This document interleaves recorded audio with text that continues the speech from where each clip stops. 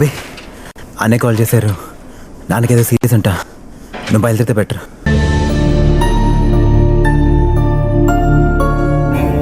నాన్న నన్నెప్పుడూ వెంటాడే ఎమోషన్, ఏ ఎమోషన్ అయినా చిరునవ్వుతో ఎదుర్కోవడం ఒక్క మా నాన్నలోనే చూశాను.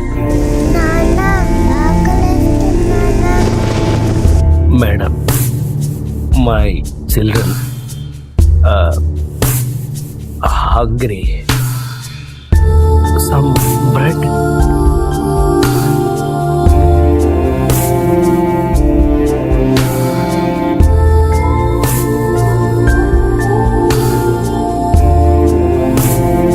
అందరూ టైంని సెకండ్స్లోనో మినిట్స్లోనో కొలుస్తారు. నేను మా నాన్న గుండె చప్పుడుతో కొలుస్తాను.